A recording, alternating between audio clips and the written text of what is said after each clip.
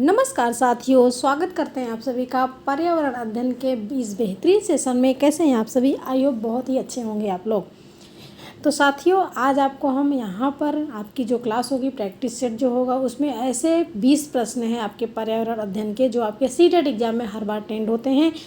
तो वीडियो में बने रहिए, वीडियो को लास्ट तक ज़रूर देखिएगा, स्कोर ज़रूर बताइएगा आप। चलिए क्लास को स्टार्ट करते हैं। आज का अपना पहला प्रश्न है कि नीलम अपनी कक्षा में बच्चों को पक्षियों के बारे में पढ़ा रही थी। अचानक किसी बालिका ने प्रश्न किया कि पक्षी अपना सिर क्यों हिलाते हैं। बहुत ही यूनिक प्रश्न है, ज़बरदस्त सेशन है। तो साथियों देखिए, सभी के माइंड में प्रश्न बनता है कि पक्षियाँ जो होते हैं अपना सिर क्यों नहीं हिलाते हैं। आप सभी को पता है क्यों नहीं हिलाते हैं, क्योंकि गर्दन हिलाने से पक्षी उड़ पाते हैं, या फिर जब पक्षी गर्दन हिलाते हैं तो उनके मुंह का खाना पेट में जल्दी जाता है, या फिर गर्दन हिलाकर वे दूसरे पक्षियों से संवाद करते हैं, यानी कि बात करते हैं। डी ऑप्शन है, क्योंकि पक्षियों की आँख की पुतली घूम नहीं पाती। तो यहाँ पर आंसर क्या जाएगा, किसके साथ जाएगा? नीलम अपनी कक्षा में बच्चों को पक्षियों के बारे में पढ़ा रही थी। कोई शिक्षिका है जो कक्षा में पक्षियों के बारे में पढ़ा रही थी, और अचानक किसी बालिका ने प्रश्न किया कि पक्षी अपना सिर क्यों हिलाते हैं। ठीक है, क्योंकि उनकी जो आँख की पुतलियाँ होती हैं वो घूम नहीं सकती, इसलिए वो उनको किसी तरफ भी देखना हुआ तो अपनी गर्दन को हिलाते हैं। यहाँ पर आपका डी ऑप्शन यहाँ पर लॉक हो जाएगा। ठीक है, प्रश्न नंबर 2 देखिएगा। एक पारिस्थितिक वातावरण में पिरामिड में तीसरा पोषण स्तर क्या है? यहाँ से प्रश्न, तीसरा पोषण स्तर क्या है? पहला आपका क्या होता है? पेड़ पौधे। और पेड़ पौधों को कौन खाता है? पेड़ पौधे आपका क्या होते हैं? वो पहला पिरामिड स्तर है। दूसरा क्या होता है? पेड़ पौधों को कौन खाता है? जो शाकाहारी होगा। सिंपल सी बात है, जो शाकाहारी होते हैं, शाकाहारी जीव जंतु होते हैं, वो आपके दूसरे में आते हैं। लेकिन शाकाहारी में आपके जैसे गाय हो गया, भैंस हो गया, बकरी हो गया, खरगोश हो गया। ठीक है, जो किसको खाते हैं? जो पेड़ पौधों को खाते हैं। दूसरा आपका हो गया, पेड़ पौधों को कौन खाते हैं? गाय भैंस खाते हैं, भेड़ बकरियां खाती है। और गाय भैंस को कौन खाता है? मांसाहारी जीव जंतु, मांसाहारी। और जो मांसाहारी होंगे वही आपके तीसरा स्तर कहलाएंगे, तीसरा पिरामिड पोषण स्तर कहलाएंगे। यहाँ पर आपका डी ऑप्शन लॉक हो जाएगा, डी ऑप्शन यहाँ पर लॉक हो जाएगा। प्रश्न नंबर 3 देखिएगा। आपकी डेली क्लासें हो रही हैं हर सब्जेक्ट की, क्योंकि आप लोग अभी से अगर आप लोग तैयारी करते हो तो जिनका 1-2 नंबर से सीटेट रुक जाता है, अगर आप सीटेट की ट्रिक को समझ जाएंगे तो सीटेट हर बार आपका क्लियर होगा। आपका के पास समय और मिल गया 15 दिन का, क्योंकि आपका 15 दिसंबर को सीटेट एग्ज़ाम है। तो अभी से आप लोग पढ़िए, तैयारी करते रहिए। प्रश्न नंबर 3 को देखिएगा। आंचल अपनी कक्षा 5 में पर्यावरण अध्ययन की कक्षा में अक्सर गहन जांच पड़ताल वाले कल्पनापरक प्रश्न पूछती है। उसके द्वारा इस प्रकार का उद्देश्य सुधार करना है। किसका सुधार करना है? किसमें सुधार करना है? अवलोकन कौशलों में, संवेगात्मक कौशलों में, चिंतन कौशलों में, बोलने संबंधी कौशलों में। अच्छा बताइए, कल्पना परक प्रश्न पूछनी है, और कल्पना आपके किससे संबंधित होते हैं? कल्पना परक प्रश्न जो होते हैं वो आपके चिंतन से संबंधित होते हैं। जब भी आप चिंतन करते हो तो आप कल्पना करते हो। ठीक है, तो इसलिए यहाँ पर सी ऑप्शन लॉक हो जाएगा, चिंतन से संबंधित है। प्रश्न नंबर 4 को देखिएगा। प्राथमिक स्तर पर पर्यावरण अध्ययन पढ़ाने के लिए निम्नलिखित में से कौन सा पहलू सबसे महत्वपूर्ण होना चाहिए?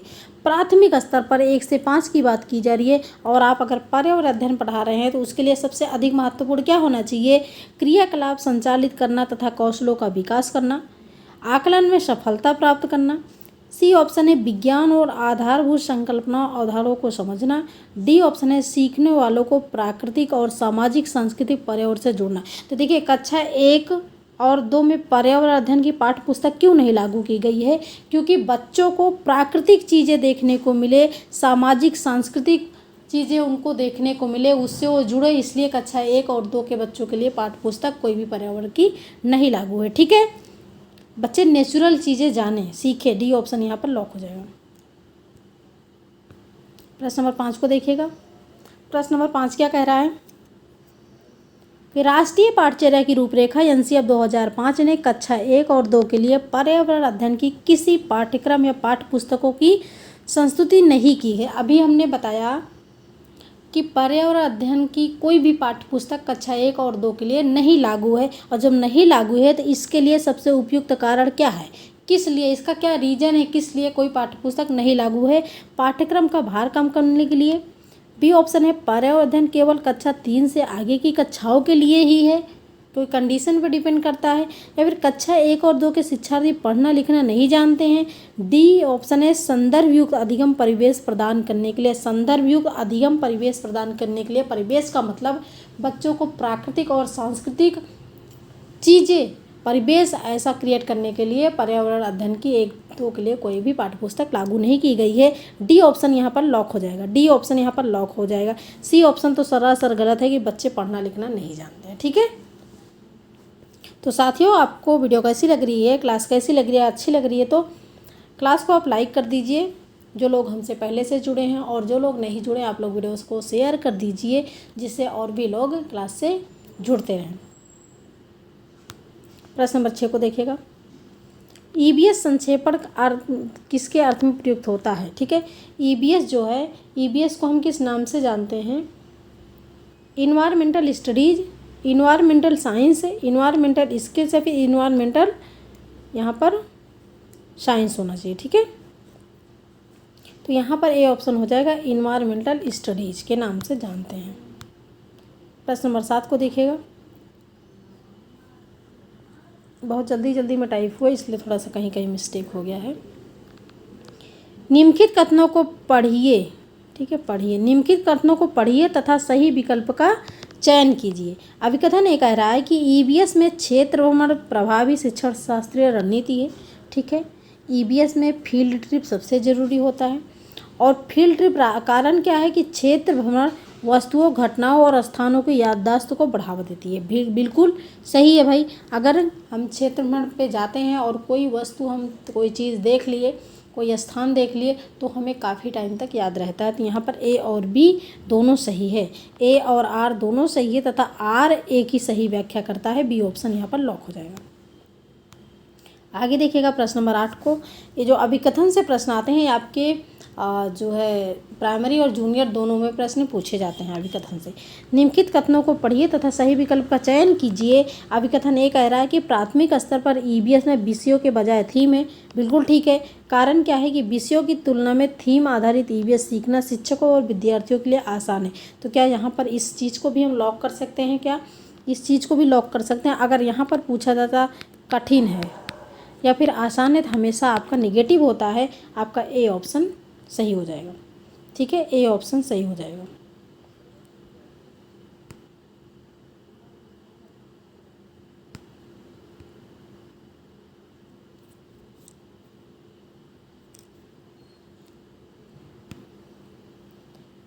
ए गलत है, परंतु आर सही है। ठीक है, यही नहीं, आर तो यहाँ पर गलत है। ए और आर दोनों सही है तथा आर ए की सही व्याख्या करता है। ए और आर दोनों सही है, परंतु आर ए की सही व्याख्या नहीं है। ए सही है परंतु आर गलत है। यहाँ पर डी ऑप्शन लॉक हो जाएगा। ठीक है, डी ऑप्शन लॉक हो जाएगा। प्रश्न नंबर आगे देखिएगा। प्रश्न नंबर 9 देखिएगा। अनीता परिवार थीम को पढ़ाने के लिए, आपका जो परिवार है वो क्या है? एक थीम है। भोजन क्या है? थीम है। पास पड़ोस क्या है? थीम है। यात्रा क्या है? थीम है ना। चीज़ें कैसे बनाते हैं और करते हैं क्या है? आपके थीम है। तो ये सारी चीज़ें आपको विषयों के बजाय आपको थीम पढ़ना पड़ता है ईबीएस में। तो अनीता परिवार थीम को पढ़ाने के लिए एक इकाई योजना तैयार करती है, एक योजना तैयार करती हैं। जैसे जब माइक्रो टीचिंग होती थी तो योजना बनाकर उस पर काम करना होता था, योजना बनाकर हम पढ़ाते थे। निम्नलिखित में से कौन सा उसकी इकाई योजना का शीर्षक होगा? शीर्षक पूछा गया है। तो परिवार, अगर वो परिवार थीम को पढ़ा रही है तो भाई कैसे योजना बनाएगी? परिवार, घुमंतु परिवार, परिवार के प्रकार, परिवार कितने प्रकार के होते हैं, एकल होते हैं या फिर संयुक्त होते हैं? परिवार, एक परिवार के भीतर संबंध, एक परिवार है तो उसके क्या क्या संबंध हैं? परिवार संबंध क्या है? कितने लोग रहते हैं? लड़के रहते हैं, लड़कियां रहते हैं, उनकी क्या भूमिकाएं हैं, क्या कार्य करते हैं? बदलते समय में सामाजिक सांस्कृतिक इकाई के रूप में कैसे परिवर्तन है? ये सारी चीज़ें यहाँ पर आप ए बी सी को लॉक करोगे या फिर सारी चीज़ें आपको डी विकल्प में मिल रहा है तो डी ऑप्शन को लॉक कर दोगे, डी ऑप्शन यहाँ पर सबसे पॉजिटिव है। प्रश्न नंबर 10 को देखिएगा, निम्नलिखित में से कौन सा कथन सही है? निम्नलिखित में से कौन सा कथन सही है? पश्मीना शॉल बकरियों के बालों से बनता है। अंगोरा एक प्रकार की ऊन है जो खरगोशों से प्राप्त होता है। ठीक है। ऊँट का ऊन कारपेट बनाने में उपयोग होती है। पश्मीना ऊन खरगोश से प्राप्त होता है। तो देखो पश्मीना जो होता है, शॉल जो होती है, वो आपके बकरी के बाल से बनता है। क्यों बनता है? क्योंकि बकरी का जो बाल होता है वो बहुत पतला होता है। लेह लद्दाख की जो चांगपा जनजाति होती है वो इस पे कार्य करती हैं। ठीक है। तो यहाँ पर कौन सा पश्मीना शॉल बकरियों के बाल से बनता है? बिल्कुल ठीक है। और यहाँ पर सी ऑप्शन, ऊँट का जो ऊन होता है वो कारपेट बनाने में उपयोग का आता है। बिल्कुल ठीक है। ए और अंगोरा एक प्रकार का ऊन है जो खरगोश से प्राप्त होता है, खरगोश के बालों से प्राप्त होता है अंगोरा ऊन। तो यहाँ पर आपका ए, बी तथा सी ऑप्शन सही होगा। ठीक है। ए, बी और सी ऑप्शन यहाँ पर सही हो जाएगा।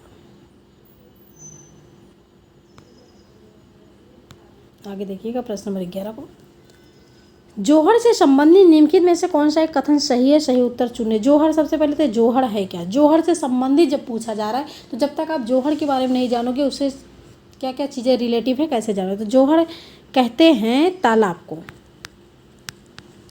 तालाब या फिर आप कह सकते हैं पोखर। जो लोग पोखर जानते होंगे, तालाब को तो सारे लोग जानते हैं, पोखर शब्द हो सकता है कि कोई लोग ना जानते हो।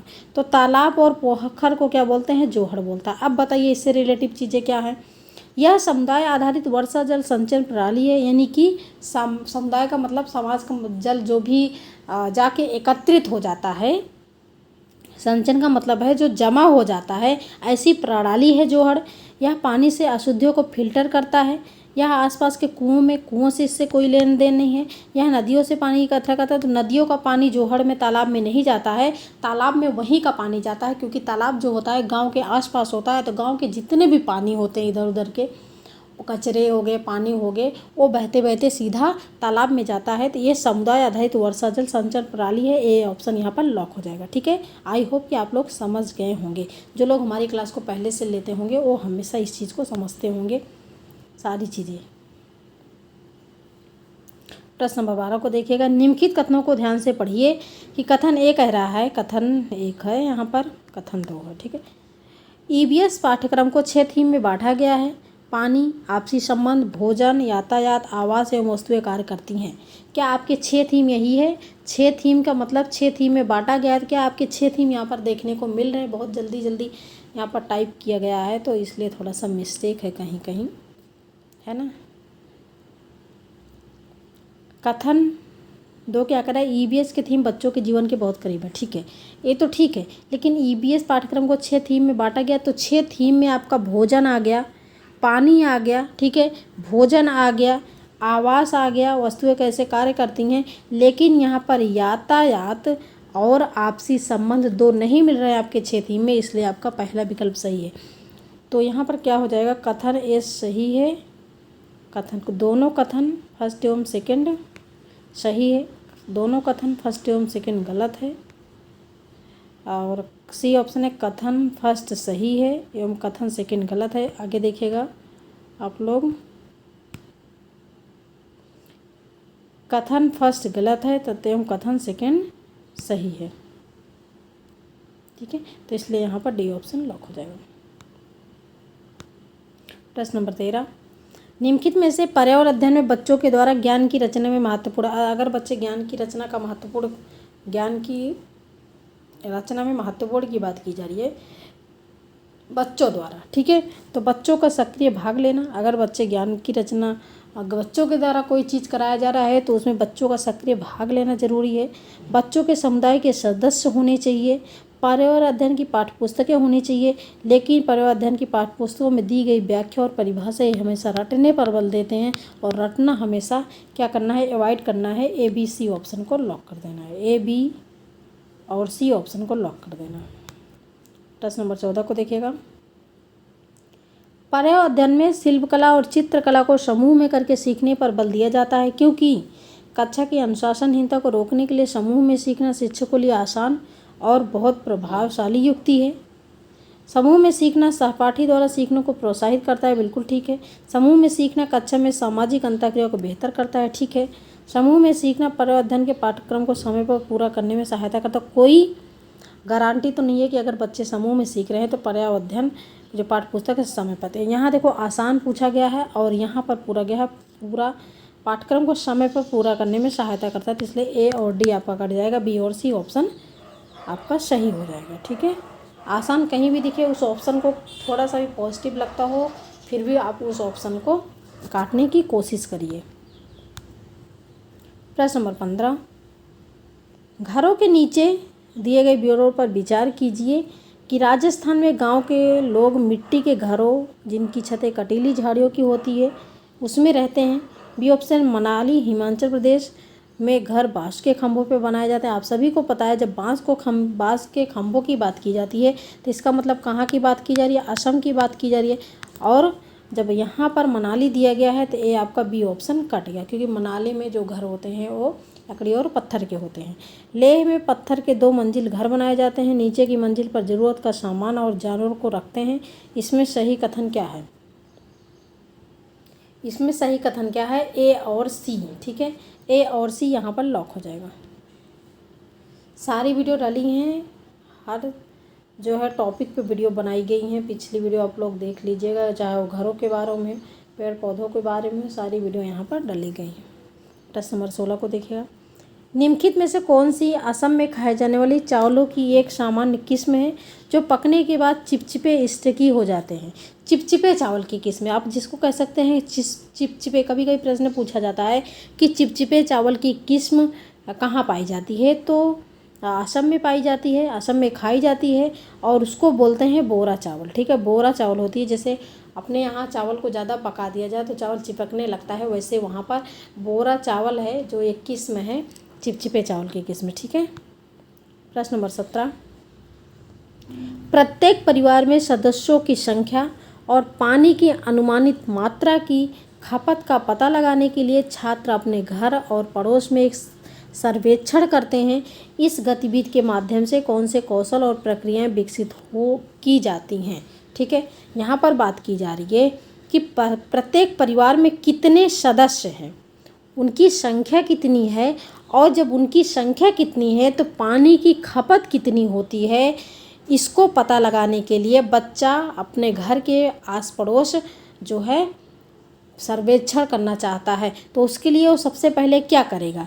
प्रश्न पूछना, प्रयोग करना, पर्यावरण के प्रति संवेदनशीलता। तो यहाँ पर भाई गलत है, क्योंकि प्रयोग करना, इसमें कोई प्रयोग करने की बात नहीं है। बी ऑप्शन है कि अगर वो सदस्यों की संख्या जानना चाहता है तो अपने आस पड़ोस में वो सबसे पहले पूछताछ करेगा, ठीक है, कि कितने सदस्य हैं। उसके बाद पानी की कितनी खपत होती है। आपके यहाँ अगर 2 सदस्य हैं तो क्या आपके यहाँ 6 लीटर या फिर 10 लीटर पानी की खपत होती है? कितने सदस्य के अनुसार आपके घर में कितने पानी की खपत होती है, उसका परिणाम निकालेगा। उसके बाद लास्ट में वो सर्वेक्षण करेगा, ठीक है, सर्वेक्षण करेगा, अभिव्यक्ति करेगा। यहाँ पर क्या हो जाएगा? बी ऑप्शन लॉक हो जाएगा। उसी हिसाब से उसका सर्वेक्षण करेगा ना भाई वो। प्रश्न नंबर 18, पर्यावरण अध्ययन के पाठ्यक्रम में उप विषयों के स्थान पर थीम को प्रस्तावित किया गया है, क्यों किया गया है? पर्यावरण अध्ययन में पाठों को कम करने के लिए, बच्चों के परिवेशीय बोध में वृद्धि करने के लिए, बच्चों के स्थानीय परिवेश के मुद्दों से जुड़े हुए अंतर संबंधी समझ के विकास के लिए, या फिर उप विषयों की तुलना में थीम आधारित पर्यावरण अध्ययन का संपादन आसान है। तो मैंने पहले भी बताया कि आसान कठिन यहाँ पर कुछ नहीं होता है। इसलिए अगर पर्यावरण अध्ययन में के पाठ्यक्रम में उप विषयों के स्थान पर थीम को प्रस्तावित किया गया है तो उसका रीज़न है कि बच्चे जो है परिवेशीय बोध में वृद्धि करने के लिए बच्चे परिवेश से जुड़े, ठीक है। यहाँ पर देखिए सी ऑप्शन भी आपका जो है सही है कि बच्चों के स्थानीय परिवेश के मुद्दों से जुड़े हुए और अंतर संबंधी समझ के विकास के लिए। तो इसलिए यहाँ पर बी से ज़्यादा पॉजिटिव आपको सी लग रहा है, ठीक है। बी से ज़्यादा पॉजिटिव सी लग रहा है क्योंकि सी बड़ा भी है, तो बी जो है आपका नहीं होगा, सी ऑप्शन हो जाएगा। प्रश्न नंबर 19, डॉक्टर मरीजों में मलेरिया की पहचान के लिए खून की जांच कराने के लिए निर्देशित करते हैं। खून की जांच से क्या पता लगेगा? उसमें उपस्थित हीमोग्लोबिन का पता लगेगा, उसमें उपस्थित लौह तत्व की मात्रा का पता लगेगा, उसमें मादा मच्छर के अंडों की उपस्थिति का पता लगेगा, फिर उसमें उपस्थित जीवाणुओं का पता लगेगा। जब डॉक्टर मरीजों में मलेरिया की पहचान का पता लगाने के लिए वो जो है जांच करा रहा है खून का, तो उसमें हीमोग्लोबिन का कोई मतलब नहीं है भाई, वो तो मलेरिया की पहचान के लिए करा रहा है ना। लौह तत्व कितना आयरन है उसका भी कोई वो काम नहीं है, तो उसमें मादा मच्छर के अंडों की उपस्थिति का पता लगेगा, सी ऑप्शन सही हो जाएगा, क्योंकि वो मलेरिया की पहचान के लिए खून की जांच कराने के लिए कह रहा है। जिस बीमारी की जांच के लिए कहेगा वही बीमारी का तो पता लगाना है, और सभी को पता है कि मलेरिया मच्छर के द्वारा फैलता है। जब मच्छर के द्वारा फैलता है तो मच्छर के अंडों की उपस्थिति का पता लगेगा, ठीक है। तो यहाँ पर आपका सी ऑप्शन सही हो जाएगा। प्रश्न नंबर 20 को देखिएगा। दिए गए कथनों को ध्यानपूर्वक पढ़ें और सही विकल्प चुनें। अभिकथन ये कह रहा है कि हम अधिक ऊंचाई की तुलना में समुद्र तल पर आसानी से खाना पका सकते हैं, ठीक है। कारण क्या है? अधिक ऊंचाई पर पानी का क्वथनांक बढ़ जाता है। हम अधिक ऊंचाई की तुलना में समुद्र तल पर आसानी से खाना पका सकते हैं। आप देखे होंगे लोगों को कि समुद्र तल पर खाना पकाया जाता है, ठीक है। तो यहाँ पर आपका ए ऑप्शन तो सही है। अधिक ऊंचाई पर पानी का क्वथनांक बढ़ जाता है, तो अधिक ऊंचाई पर पानी का क्वथनांक बढ़ नहीं जाता, घट जाता है, ठीक है। आपका दूसरा गलत है। तो दोनों ए और आर सत्य है और आर ए की सही व्याख्या नहीं, दोनों ए और आर सत्य है। ए सत्य है लेकिन आर असत्य है, सी ऑप्शन यहाँ पर सही हो जाए, ठीक है। तो साथियों, ये थे आपको आज का 20 प्रश्न। आपको वीडियो कैसी लगी? अच्छी लगी तो क्लास को आप लाइक करिए, शेयर करिए अपने दोस्तों में, और चैनल को सब्सक्राइब जरूर करिए। साथ ही बेल आइकन को प्रेस करिए जिससे डेली वीडियो का नोटिफिकेशन आपको मिलता रहे। Thanks for watching video. This is Sadhana Tyagi's, expert classes.